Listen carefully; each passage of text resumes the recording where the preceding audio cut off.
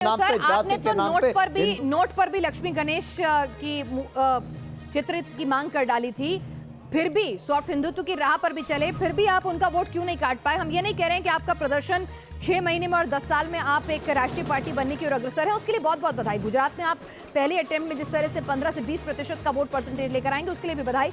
लेकिन वोट जो काट रहे हैं वो कांग्रेस का काट रहे हैं, बीजेपी का नहीं, उस पर भी सवाल बनता है। लेकिन कैलाश विजयवर्गीय जी इस वक्त हमारे साथ जुड़ चुके हैं।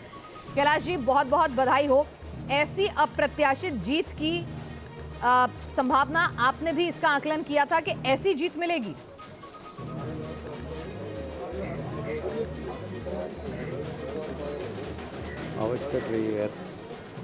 कैलाश जी, मुबारकबाद दे रहे हैं अभी तो हम केवल, हमें लगता है ये बिना कटे हुए आपको पहुंच जानी चाहिए। आवाज कट रही है, काट के करने के लिए बोलो ना। कैलाश जी, आपको आवाज आ रही है? चलिए, कुछ तकनीकी दिक्कतें, कोशिश होगी उनसे संपर्क करने की। लेकिन इस वक्त की जो टैली है वो आपके स्क्रीन पर, जिसमें भारतीय जनता पार्टी को 158 सीटें मिल चुकी हैं, कांग्रेस पार्टी सिर्फ 16 सीटों पर। गणेंद्र भारद्वाज जी, आप कुछ कहना भी चाह रहे थे, बहुत संक्षेप में। जो वोट शेयर आपका है और जो वोट शेयर कांग्रेस का है, गुजरात में कांग्रेस के वोट कटवा के तौर पर आप उभरे हैं, ये आरोप अगर आप पे लगेगा तो इसका जवाब आप क्या देंगे? अगर आप ना होते तो शायद इतनी बुरी स्थिति ना होती।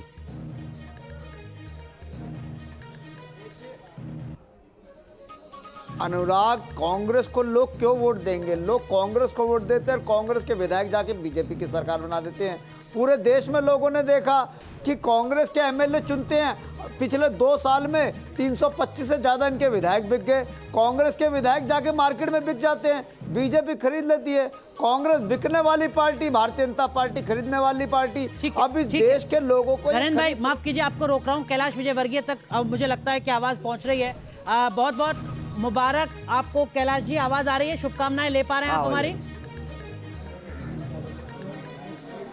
जी धन्यवाद जी, बहुत बहुत धन्यवाद, बहुत बहुत धन्यवाद। आवाज आ रही है। क्या बीजेपी के तमाम बड़े नेताओं ने भी सोचा था कि ये 158 पर टैली पहुंच जाएगी? क्योंकि किसी भी एग्जिट पोल में इतना नंबर नहीं मिला था आपको।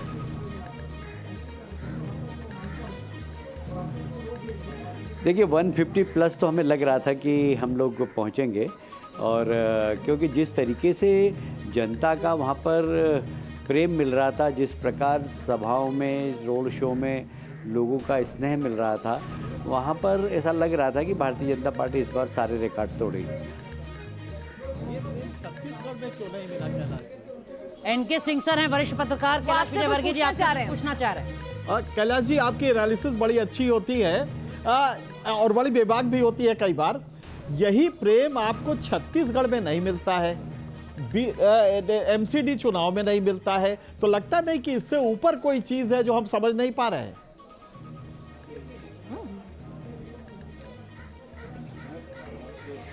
देखिए, मैं एक बात कहना चाहता हूँ कि गुजरात को एक स्टडी करना चाहिए कि 95 से यदि आप देखेंगे तो भारतीय जनता पार्टी वहाँ पर है, और उस समय वोटिंग परसेंटेज था 42। उसके बाद जितने चुनाव हुए गुजरात के अंदर, वहाँ वोटिंग परसेंटेज बढ़ा है।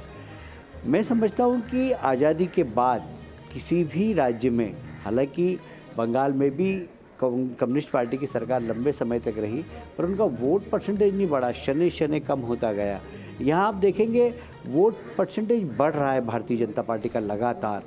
इसके पीछे बहुत बड़ी तपस्या है, विशेषकर मोदी जी ने वहाँ पर जिस तरीके से काम किया है, लोगों, गुजरात का विकास किया है, लोगों का विश्वास जीता है। क्योंकि राजनीति में सबसे बड़ी बात होती है विश्वास। शब्द बड़ा छोटा है ये, पर विश्वास एक बहुत बड़ी चीज़ होती है, और विश्वास के साथ विकास जुड़ जाता है तो इस प्रकार के परिणाम आते हैं। तो कुल मिलाकर जनता का विश्वास जीतने में तपस्या करना होती है, और बाकी राजनीतिक दल, कांग्रेस हो या कोई भी हो, भले मोदी जी को गाली दें, पर गाली देने से न देश का विकास होगा, न उनकी पार्टी का विकास होगा। अध्ययन करे जाकर, एक स्टडी केस है गुजरात सब राजनीतिक दलों के लिए मैं ये नहीं कह रहा हूँ, हमारी पार्टी के लोगों को भी जो अन्य राज्यों के अंदर काम कर रहे हैं उनको भी जाकर देखना चाहिए कि किस प्रकार गुजरात में संगठन काम कर रहा है और सरकार काम कर रही है। कैलाश जी, बिल्कुल, उसके लिए आपको 2017 में बधाई हो, आपकी लेकिन 99 सीटें थी, तब भी यही संगठन था, यही तब भी मोदी यही थे। संगठन था। वो अब तक की सबसे कम आपका प्रदर्शन था, सबसे खराब प्रदर्शन था, 99 सीटों पर थे आप। ऐसा तो नहीं है कि 158 पर आ गए हैं तब आप ये बात कह रहे हैं कैलाश जी?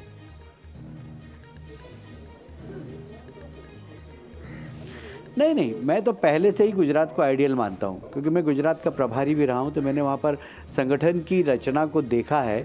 मोदी जी ने जिस प्रकार वहाँ संगठन खड़ा किया है और एक संस्कार डाले हैं, क्योंकि मैं युवा मोर्चे का गुजरात का प्रभारी था, तब से मैं गुजरात के संगठन को देख रहा हूँ और सरकार को भी देख रहा हूँ। उसके बाद जब मोदी जी जिस प्रकार सरकार चलाते थे, जनता के बीच में जाकर जनता की योजनाओं को उनकी समस्याओं को समझकर और योजनाएं बनाना, फिर उस योजनाओं को जनता तक पहुंचाना, ये एक बहुत बड़ा काम होता है। और यही काम उन्होंने प्रधानमंत्री बनने के बाद देश में भी किया है। आप देखेंगे एक विशेष प्रकार का vote bank Bharatiya Janata party को मिला है गरीब कल्याण की योजनाओं के कारण। तो ये मोदी जी की विशेषता है कि जनता की समस्या को समझना, फिर योजना बनाना और उसका जनता तक पहुंचाना। जी, इसमें कोई दो राय नहीं बड़ा है कि काम है आपका और मैं जो समझता हूँ इसमें मोदी जी एक आइडियल पर्सन है। एक बड़ा रोल निभाया है कि जो स्कीम्स हैं उनकी डिलीवरी जो है उसने एक बड़ा रोल निभाया है। लेकिन कैलाश जी, इस सब के बीच में, इस एनालिसिस में आपकी जीत बहुत बड़ी है, उसके लिए बार बार बधाई है।